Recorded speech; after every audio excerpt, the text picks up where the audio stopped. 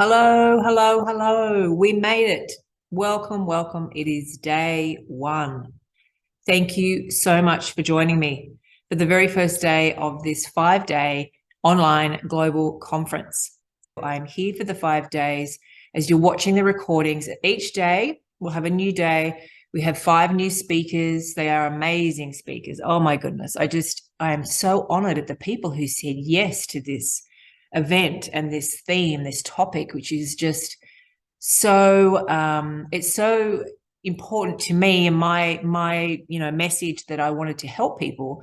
But I had no idea there would be so many people wanting to put their hand up and say, yes, this is a topic I really want to speak about, and I really have a story I want to share, or I will really have something that I feel could really help people right now. So it's just been amazing. It's been the last few months of bringing all of these incredible people together with their presentations and their gifts that they want to give to you. So I'm very excited that you are going to experience these over the next 5 days.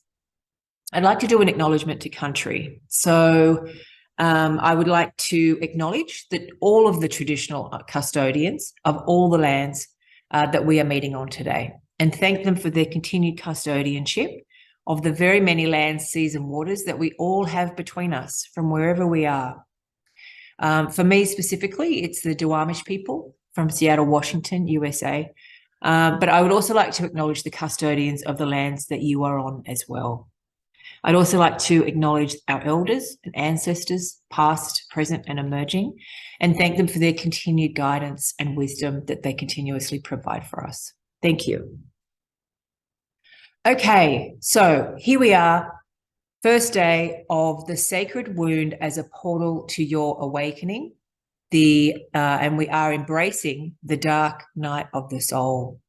Oh, it's been such a fabulous process. Now, some people, you may know exactly what we're talking about already, what that kind of theme really is talking about, and you will definitely know more about it from the presentations that we're about to go through.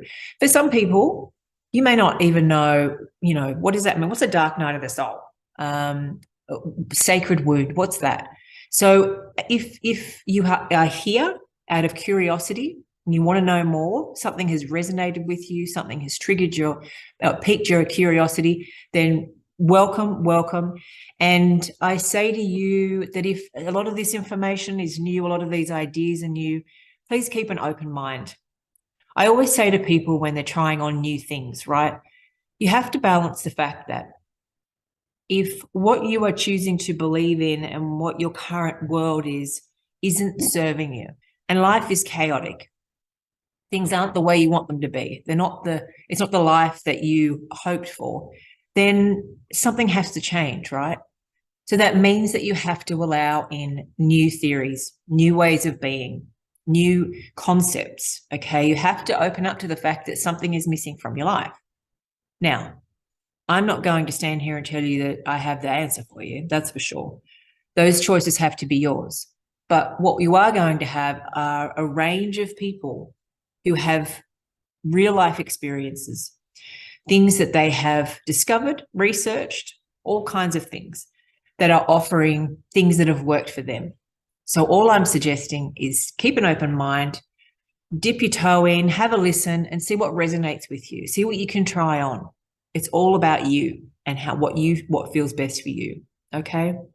Because what we're really trying to say here in this global conference is that there is a way of life that is about connection, that says you're not alone, and that it also says that the challenges that you are going through have a purpose and have meaning. And for me, what I found in my own personal story is that was the awakening experience, that I wasn't alone, that this awful feeling that I had of darkness, the challenges that I was facing, it wasn't just for nothing. It wasn't just a painful existence that I wanted to end. I actually had purpose. And that through all of this, I can now help other people. Like, that's fantastic. But anyway, don't let me get ahead of myself. So there's people who might just be new to this, welcome. For those of you who have kind of already been into a bit of a a spiritual awakening process, or perhaps you're going through some dark stuff at the moment, but you're starting to really feel that you're coming out the other end, you will find some really amazing information from the speakers here. And, you know, some of the free gifts that people have been giving is amazing. Like, you really want to sign up for some free programs, free tools, things you can download.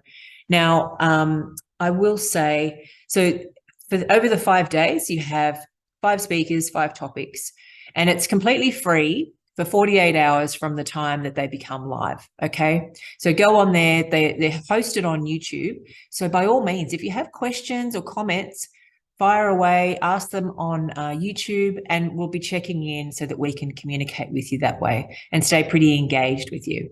Also, in the lifetime upgrade, you can download the audio, download the video, and use them as resources. They're yours to keep, which is fantastic. So have a think about that. That's available to you. Hopefully you've got an email. If you haven't, then I'm going to give you some details as to how you can contact us. For people who, you know, many of us are looking for a miracle cure, right? We're looking for, how do I just get out of this shit show that I'm in, right? I've been there many, many times. How do I make it stop?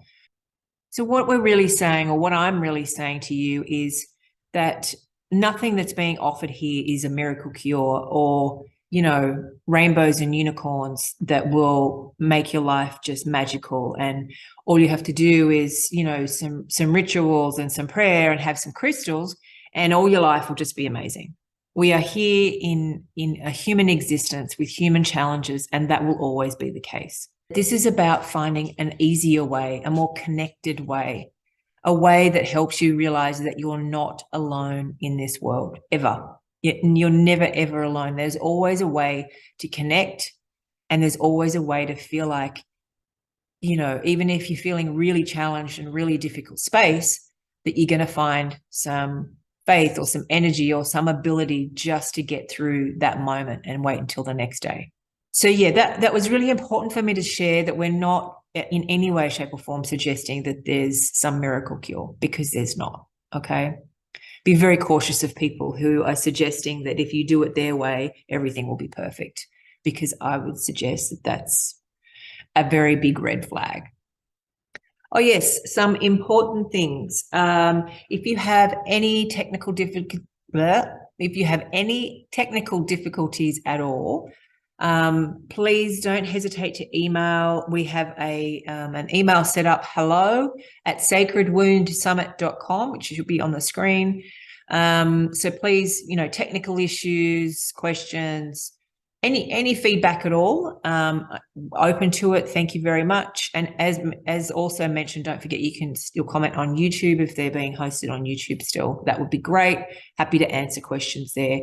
And of course, I'd love you to continue to support the new channel, subscribe and like the videos if you see fit. My name is Charlie, and it's just so lovely to meet you, and I'm looking forward to connecting with you and getting to know you more over the course of this conference. So a little bit about my background. I'm a Wanneroo woman from my father's side. My father and his mother and her mother are all, their lineage is connected to the Hunter Valley in New South Wales, Australia, for those Aussies who know where that is. I'm currently living in Seattle, Washington with my husband. We're digital nomads, full-time pet sitters, which is a whole probably video on itself. We've been doing that. Well, I've been pet sitting since 2016, and I kind of just forced him into it, but he loves it now. So our home base is kind of just wherever we wake up each day. We've become very, very good. We're minimalists, of course. You need to be, because we don't really own anything except, you know, our stuff, which we cart around with us everywhere we go. Fun times. It's a fabulous way to travel and see the world and get to know different communities. It's really interesting. So for me, I was very, very strongly guided to, I guess, share this message. There was the part of me that I had my own story of healing and awakening, and definitely more than one dark night of the soul processes that, you know, really nearly killed me. I mean, they were nearly the end of me. But, you know, I'm here, and yes, it has definitely been a trial by fire, but I'm here, and I'm just realized how many people are struggling that, you know, maybe don't know that there's light on the other side. You know, it's kind of a thing that we say, light at the end of the tunnel, but when you're in the tunnel and you can't see it, it's pretty rough, right? It's pretty hard to keep going, especially if you think you're in there by yourself. So once I kind of got through, which I will go into that a little bit, but you know, it's not really about the detail. It's more about the fact of resonating with something that we can all relate to. Once I got out the other side, I realized I needed to share the fact that you don't have to do this alone, right? That other people have been there. You know, I realized there were so many other people who had been there and had amazing stories of these incredible, dark, challenging moments of human existence. But there was always, what if they went through it instead of getting stuck and staying and turning into a victim of it, then there would be this gold and this amazing divine experience on the other side. So I realized that we needed to talk more about this. I need to say that it wasn't an overnight thing. I certainly did not just wake up one day and say, you know, I probably need to start healing. I probably need to start looking at my traumas. It certainly wasn't a conscious thing. It actually came from a need to survive. I had gotten to the end of my tether, as they say, and had no other idea of what to do. It was a very dark place indeed that I had gotten to. I guess, you know, I'm not going to go into the detail of a trauma story because there's probably too many of them to kind of go into. And I don't actually believe it's necessary to detail the trauma, because then you're highlighting the stuff that isn't important. You know, I've done blogs and things like that, wrote a few chapters in books of some of the particulars of things that have happened.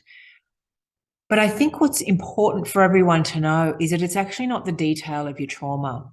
We're not supposed to get into comparing traumas, okay? Big traumas and little traumas for anyone are measured for themselves. It's not like you're supposed to compare it and say, oh, well, you know, they've been through a harder time than I have, so maybe I should just deal with mine. Or someone else might be saying, well, mine's just so bad, I don't think I can come back from that. There's no coming back. It's too traumatic. There's no coming back. There actually isn't, you know, of course, there are really horrific things that have happened to people and some really long-term struggle. But what I'm getting at is, don't get focused in on that. Look at it as energetics, something that you don't want to keep trapped in you. Okay. Now, again, I don't want to, I'm kind of going down the path of getting into what trauma is, and that's a huge topic in itself. But I guess that's the reason why I didn't want to go into the detail on my own. What I will do is just give you a little bit of background. I guess it's been about 10 years now. And, you know, I was going through a second divorce, loss of a business. But what it really was, on paper, it was a divorce and a change of address. But what it actually became, which I wasn't prepared for, was a huge grieving loss of an identity that I had built over 40-something years. I was in my mid-40s. And, you know, by that time in your life, you're so used to practicing yourself that you kind of believe that that's who you are. You know, and I truly believed that I was being myself. But what I wasn't listening to was the quiet voice inside that was really being shut down, that was not being true to my soul, right? So over all those years, I would kind of, you know, I would party on the weekend and be health people during the week. We owned a small boutique health and wellness kind of studio, gym kind of thing. So, you know, we had the kind of persona, you know, we were fit and healthy and took care of ourselves, and, you know, like I said, partied on the weekend. So everything looked perfect. You know, we were best friends. We got along really well, but the core of the relationship was not really based on ourselves as human. It was based on our traumatic wounds. We were both broken people that I shouldn't say broken people. We had our traumas that we weren't working on. That's just basically most relationships, really. And I just thought I had it all under wraps. I thought if I just kept smiling and, everything was great, then nobody would notice that I was really tragic on the inside. Anyway, so that kind of happened. It was a huge grieving process, a huge breakdown. And by the time I got myself back together, there was, lots of things keeping me up, as in, drinking too much, eating too much, just really not taking care of myself, and probably just spiraling out of control, but looking like I was okay. And then I had another huge loss of someone who was very dear to me. Again, I have written stories about it, but that's another huge, big story. But it was kind of like the edge for me. It was definitely the straw that broke the camel's back. I wasn't capable of coming back from that. I had been burying trauma since I was a little girl. I had a fair bit of trauma in my childhood and in my teenage years. It kind of just kept going. And I was also raised to, tears were a sign of weakness, and, dust yourself off, pick yourself up. You'll be fine. You're a strong girl. You'll be okay. Get through this. Don't let anyone know that you're suffering, basically. Tears are just, don't be silly. What are you crying for? So emotion wasn't something that I thought was meant to come out. I just thought I was meant to bury it. And that's really not healthy. I was to learn later.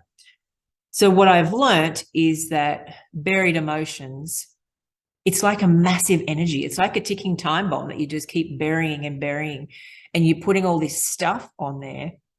And as you put more and more in and don't let it out, it either eats away at you and comes out as different diseases and different conditions in the body physically, because it's buried and it's just eating away at you, or it will explode out the top and you'll have some kind of crazy breakdown, because emotions are energy. You think about anger and tears and frustration and grief. I mean, grief is just an incredible energy. It's just, all the lumps that you feel, that all the things that you feel, as if you're being restrained almost, when you have all these feelings of emotion, that anger, that when it's bursting from your chest, that's all energy. So, and if you think about actually how good it feels when you release it, I mean, when you have a massive cry, when you have just the hugest sob, it feels like such a release. I mean, it may not feel really good when you're doing it because of whatever is the energy, but it's such a release. It feels good afterwards. Or anger, when you have this massive, if you need to have a massive scream or an outburst at something, then that's a relief. That's energy. So think about all that trapped inside your body. It's doing something to you. It's not meant to be in there. It's meant to flow through you. Okay.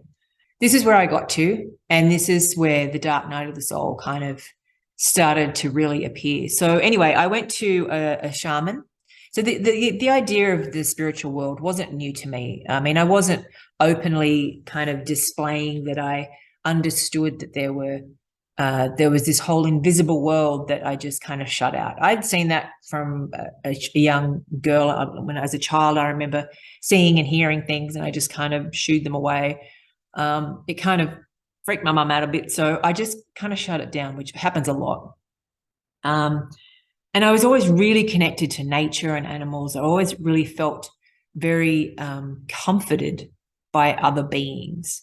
So that wasn't a new concept to me, but it wasn't the forefront of I didn't think of it as something that I could go to for wisdom. I just kind of was like, oh yeah, I get that there's, a guide team that would sometimes direct me in certain ways, but I didn't kind of check in with them every day. I wasn't my world.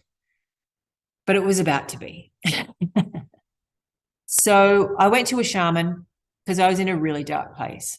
The worst part was I actually didn't have any feeling at all. I'd come to a point of apathy where I didn't have, which is a very dark place. I actually didn't know it existed until I was there. It was like I was completely numb and void of any feeling at all. I was not happy. I wasn't sad. I was just nothing. I was just like an existence. And it's a really, really scary place to be. Yeah, it's a very scary place. And I knew I was in trouble. Knew I was in trouble because it was like, well, what's the point? Right. So as I said, I went to a shaman friend of mine who was, I'd been to a few times before for energy clearings and things, but I hadn't been for a while. I hadn't been for quite a long time. And he was like, I don't know what you've been doing to yourself, girl, but you're a mess. I had rerouted my chakra energy to avoid my heart and all this other weird stuff. And he's like, I don't even know how you did that. It's impressive, but it's not sustainable. You can't, avoid your heart. That's really not how life is meant to be. But I thought it was pretty clever. But anyway, so this is where ayahuasca and plant medicine was first introduced to me. He basically said, 20 years of therapy, or you can do ayahuasca. And that's not, we're not poo-pooing therapy here. Yeah, I don't think I've mentioned yet, but some of my background is I'm actually a qualified counselor. So I'm a huge believer in talk therapy. I've done behavioral studies, NLP, a certified life coach, and now I'm a certified trauma-informed psychedelic integration specialist. It's quite a mouthful. I used to do I did every kind of self-help workshop there was in the 90s and, the Tony Robbins stuff, all that stuff. I was addicted to going and learning more and more and more about how I could help people, because that's always been my thing. I love helping people. People would come to me and ask me different things. And I really always wanted to do it really well, right? But I wasn't really good at taking my own advice. I didn't really see it, to be honest. I always thought I was fine. I want to preface this again by saying, for me, plant medicine changed my world. If it wasn't for ayahuasca and some other plant medicines, because it's not the only one that I used in ceremony to help me get to where I am now, but she was definitely the main player. It's not for everyone, okay? So I'm telling my story. This is what helped me. And I really feel like I need to tell this story because it's become very, very popular. There's a lot more people talking about plant medicine and ayahuasca and DMT and psychedelics and, mushrooms and all those kinds of things, which is fantastic. We the more people we can help get out of mental health problems and feel better about themselves and connect, the better. It's fantastic. But I don't want to suggest that I'm here to say today that this is the only way to do this, because it's definitely not. It wasn't the only way for me either. I have done lots of different healing modalities along the years, okay? There's no take this and you'll be fine. It doesn't work that way. It doesn't work that way with plant medicine either.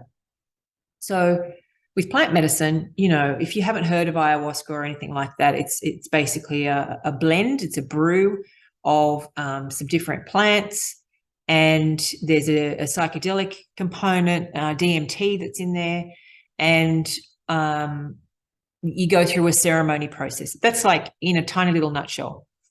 I will talk more about it a bit later on, but it's a ceremonial process that you connect with ayahuasca herself. So the plants have a plant spirit, okay?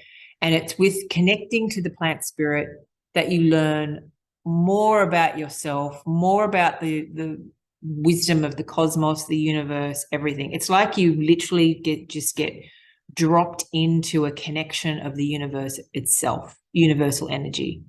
It's, there are no words to describe it. So many people these days are online talking about all the different ayahuasca experiences. Some are amazing, some are not so good. For some people, like myself, in the situation I was in, there would not have been another way for me personally. Now, I can say that now, looking back. My first retreat with her, which is quite a few years ago now, was over a 4-day period, 3 nights, very, very intense. It was actually quite brutal.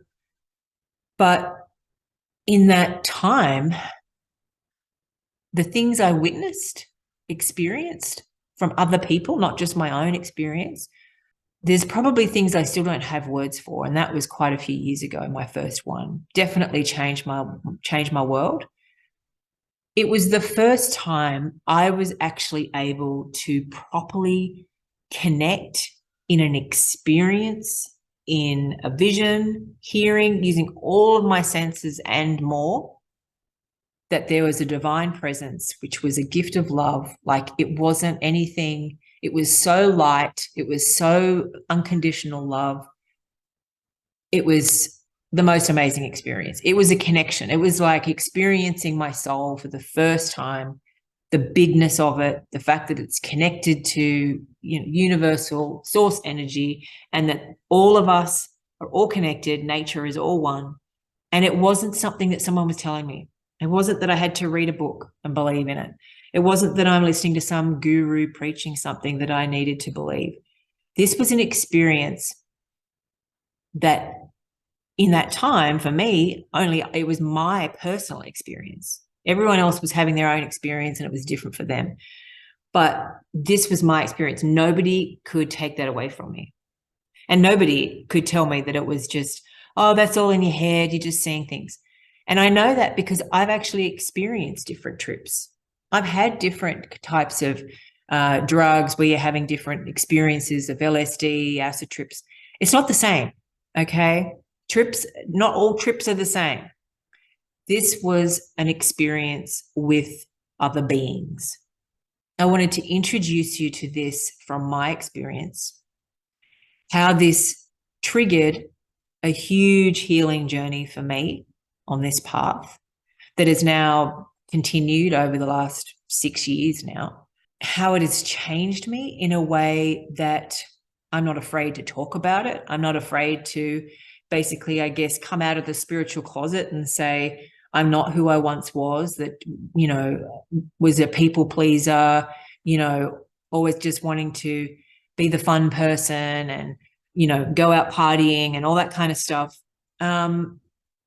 Because that, for me, was my way of connecting to other people and validating myself. Not because partying is bad, not because drinking is bad. I'm not poo-pooing that lifestyle. But the reason I was doing it was because I was trying to be validated as someone who ultimately didn't feel worthy of anything, but was trying to find worth in other people liking me. That's the reality of that life, or that was my reality. Okay. So, as long as I was the funny one, as long as I was doing something crazy and something stupid, then, maybe people will laugh and they like me. That was my kind of way of being. So I'm not in that place anymore. I'm not in a relationship because I'm trying to be validated. I'm not trying to have someone love me because, I'm trying to prove myself. I'm not trying to help people anymore, hoping that they will like me because I helped them. I'm not from that wounded healer archetype anymore. Fear of abandonment was my core wound. Fear of abandonment. Because everyone who was ever meant to be my person would always leave, even if the leaving was in death. They would abandon me. And I made the story that must be because I'm not worthy of love. And what I found out through plant medicine and the vision of my soul was the fact that I had put so much barbed wire around my heart that I just never let anyone in, which also meant I never let my own self-love in. It was just this cold, icy, barbed wire, dark, poor, shriveled up little black heart that was just void of any kind of loving energy. And that's not healthy. It's not sustainable. And that's why I got so dark.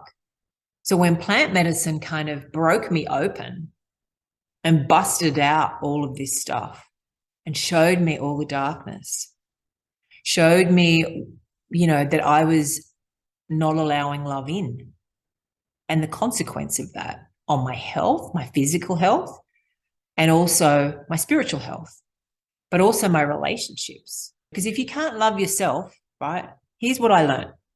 If you can't open your own heart up to love, if you can't love yourself, you actually can't fully love anyone else. And you really need to get that, okay? Because I didn't. I was kind of like, yeah, love yourself. Yeah, I'll go and get a pedicure. That's me loving myself. No, that's not. It doesn't count. It's nice. Might be a nice thing to take care of yourself. But that's not loving yourself. That's not opening up your heart to let love in. Now, I was terrified of letting anyone into my heart because, as I said, they were going to leave me anyway, and it was going to feel bad. So I just don't let anyone in, right? But we're here to feel everything. We're here to experience it all. We're here to be vulnerable. And that's what love means, vulnerability. It shouldn't be a scary thing to love yourself. And yet there's so many of us who struggle with that idea. It shouldn't be that hard. We're amazing, incredible, beautiful beings. And the only reason we would feel the need to not love ourselves is because somewhere along the line, someone has made you feel unworthy of love. Because we're all born here worthy. We're all born here, these amazing big souls, these incredible big spiritual beings connected to the universe. And we're just, put into this little tiny skin suit at birth. And then we take on all these patterns and programs of our parents and our culture and everything else. And we end up as a human thinking that we're disconnected, that we're not worthy of love, that we must be, stupid if you don't pass school properly. And everything is patterned to us, drummed into us to make us feel less than. And then now in this day and age, with all the technology that makes us disconnect and read all these things that we're comparing ourselves all the time, we're just setting ourselves up to feel unworthy as adults. And what I learned through plant medicine was that the energy that we take in, now, this is another big topic, but I'll just kind of try and keep it brief. The energy that we take in over our lifetime from different emotions that we haven't let pass through, but not only that, we also take on energy from our ancestors. I had to do like the most incredible healing and clearing of energy from my ancestors. Most importantly, from my Aboriginal side, from my father's side, I had some huge ancestral healing that I had to do from all the generational trauma that they experienced. There's a whole nother story. I actually had some like a family curse that I had to have removed, which healed the whole mob from back in the 1800s. This is all the stuff that I have done with plant medicine. I would never have been able to access any of that by doing different therapies. I know that I was meant to do plant medicine to access these kinds of things. And the healing has been out of this world incredible. The way that it's changed my energy on a day-to-day basis, what I'm sensitive to now, what I can hear, what I can see other people's energy. Anyway, like I said, that's another whole presentation. But the other energies, as far as, previous lifetimes, things that you might pick up from other people, or the fact that every relationship you've ever had, you will still have an attachment to that person if you haven't cleared it. I mean, that's a scary thought, right? toxic relationships, you know, people that you need to disconnect from. It might be work people that you've had some kind of narcissistic, toxic connection with. If you don't cut those properly, they can still connect to you. Like, there's a whole world out there that people need to learn about and take in and understand that is affecting you all day, every day. If you're not clearing, keeping your space clean, respecting yourself, respecting your own energy, that's probably been the hardest thing for me to really take on a day-to-day basis. Respecting my own energy health-wise, not health physically. That's one thing. We all need to do that. But spiritual health, it's just so important. There's little practices and rituals that you can do. You know, don't get hung up on words like rituals and stuff. You know, it's not, that just means your ritual might be getting your coffee every morning, right? That's a ritual. So it's just a way of doing something the same way. And it might be with sacred respect and intention. Okay, that's the important thing to remember. I have a free gift for everyone that I wanted to share now, because you may have a lot of questions coming up about plant medicine, ayahuasca, DMTs, mushrooms, psychedelics, all the stuff that's coming up. My free gift to you is to register or grab the link for a webinar that I'm doing in a few weeks. There will be a recording as well, where I want to answer a lot more of your questions, do a bigger explanation on, you know, the pros and cons and blah, blah, blah, all the questions. Because, you know, it's not legal in all the countries. So you need to obviously be aware of that. Like, what countries can you go to where it is legal? But also, the big thing about that we'll be talking about is the safety of how you choose someone who is safe to sit with, and the ceremony and all that kind of stuff. Because that's very, very important.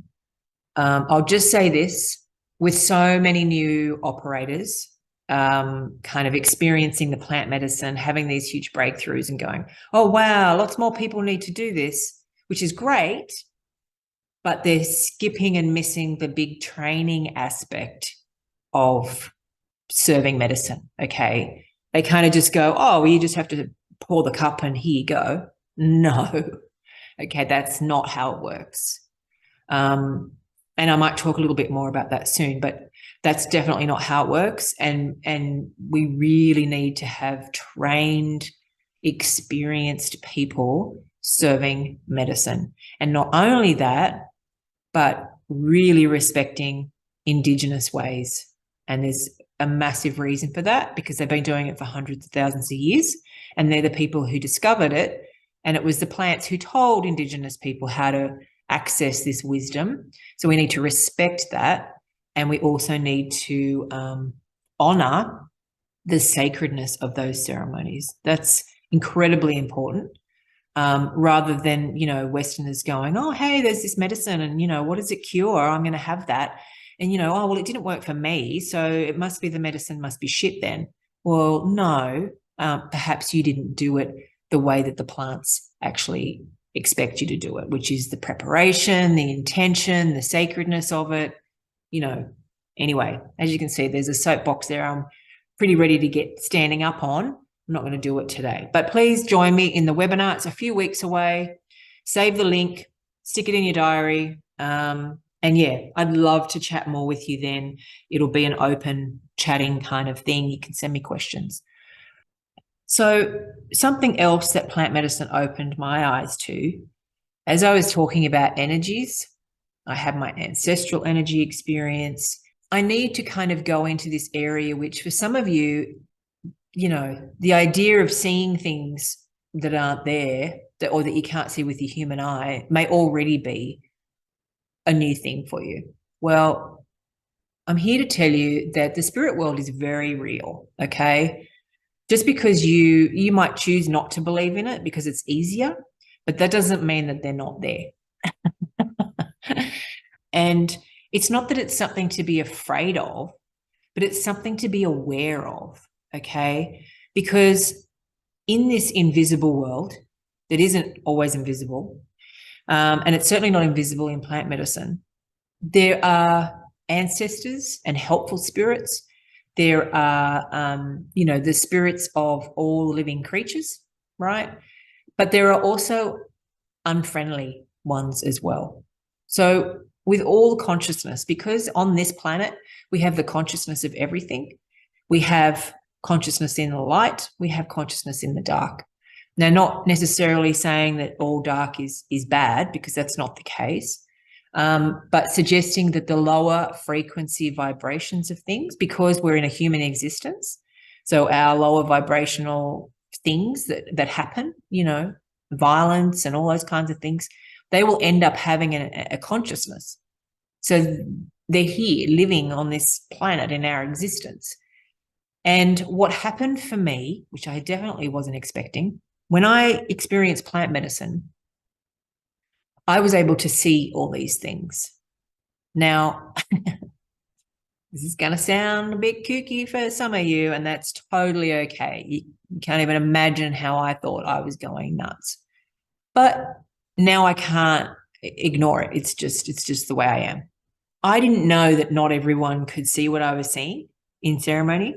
I could see everyone's energy. I could see if they had attachments, if they had unfriendly energies hanging around them. I could see, it might be someone who had passed was there with them. They wanted to visit them. Sometimes they could see them, which was great, but not all the time. And this really changed my ceremonies, because I could just see everyone's stuff that they were bringing with them, which was quite amazing. And I realized after quite a few ceremonies, and over the years now, ayahuasca has kind of presented herself to me with quite a few other plants that I have sat with and said, this is kind of something that you need to help other people with. This is your path.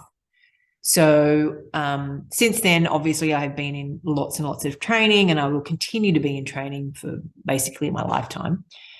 But this is what I'm planning on doing, because I can't ignore the fact that I have this ability to help people with what I can see, because that also means that I can help get rid of them and clear them, right? And my experience over the last few years has been so profound in all of the energies that I had to release, which is why ayahuasca basically said to me, you have had to clear a lot of energy because you had to learn what it was like to have them. So I had to learn what it was like to have a possession of an energy, have an energy just sitting in my core, have it walking around, hanging around, following me everywhere. All these crazy stories that I could just talk about for a very long time. And I will share them later in other YouTube videos. But it's taught me a lot about energetic beings. So in saying that, if you're still listening to me and you're not like, oh my God, this woman is cuckoo machu, then thank you for still being here. But this is my world now. I can't deny it. It's what I'm experiencing. It's what plant medicine has shown me. It's the world that plant medicine is now saying we need to help humanity. Because without you knowing about this, well, then how would you clear it, right? So, me experiencing life without all these energies interfering with me all the time is a completely different world, completely different. I'm not stuck in these never-ending patterns anymore. I'm not doubting myself. I'm not feeling, scared to, say this is who I am, this is what I do. I've been a hermit for the last 5 years doing my healing, but here I am, right? So this is what my plant medicine journey has been. Now, I don't for a second say that it's going to be that for everyone. Really, for most people, it's a healing process. You get to face your shadowy stuff, but you get to do it in a way that is, hopefully, this is why I say it's so important to have the right operator, because your shaman, not just a facilitator, your shaman who knows that the invisible world is there, needs to protect you from the unfriendlies. That's a very important part. If you have a facilitator that doesn't even know, or is like, oh no, we don't like to talk about the scary things, walk Get out of there, because just because you don't want to talk about them doesn't mean they're not going to show up. You need someone who knows how to protect you from those kinds of things. There's actually a few speakers that we're going to be talking to. So Daryl Guy, I think he's on day 5. He is also someone who does a lot of ceremony work, does a lot of clearing of energies. We'll be talking more about this topic of energies and entities if you're really interested and you want to know more. So we'll be talking to him on day 5. So the title of my topic is acknowledging Indigenous ways. I know I briefly mentioned that, but for me, I'm just so passionate about this. I've worked in Indigenous health in Australia since 2015. We teach, working for a company that teaches cultural responsiveness, and was very, very passionate about embracing Indigenous ways, knowing, being, and doing. And that's not just in Australia, that's everywhere, right? And for me, with the plant medicine world, I mean, my teacher, Maestro Herberto Garcia, he's on my website, and just the loveliest man, beautiful curandero who, has been drinking medicine since I think he was like 8 or 9 or something. So this is his world. And it's about respecting the fact that this knowledge has been handed down and handed down and handed down, and the experience and the wisdom is there. Indigenous people understand that you're not separate from nature. You are one with nature.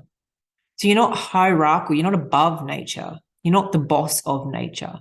Everything is reciprocal. If you take from a plant, then you have to give back in some other way. And treating every plant or every sacred medicine as a respected being that has access to incredible infinite wisdom, then you start to understand why it's so important to respect these ways and not just, take a medicine and expect to get better, as I said before. So for me, I know there are a lot of places popping up serving medicine, and I would like to think that the majority of them are safe and have, fabulous good intentions and would always be doing right by people. But unfortunately, the world that we live in, there are people who are in it for money. There are people who are in it for the guru power status of, here I am serving medicine, aren't I amazing? Please look into the background of the people running it, what Indigenous lineage they have learnt from, how they respect that culture, how they, reciprocate that whatever the medicine is, where they got their medicine from, all those kind of really important things. You have that right to ask all of those questions. There's nothing more fabulous about the fact that these medicines are finally getting out into the world. And I know that the plants, that's exciting to them as well. Ayahuasca wants to be spread into the world and help people. She's an incredibly loving plant spirit that, whilst is also known as being quite brutal, she's always doing it with a loving hand. Like I said, join me at the webinar so we could talk more about plant medicine. I would love that. Talking about plant medicine is a really big passion of mine. I could tell you so many things about the things that I've experienced, but the healing and the change in me wouldn't have been possible any other way. And so that's why I have to share it with the world, right? I have to share it with the world. That's my duty now. I can't hold this in. That would be selfish of me.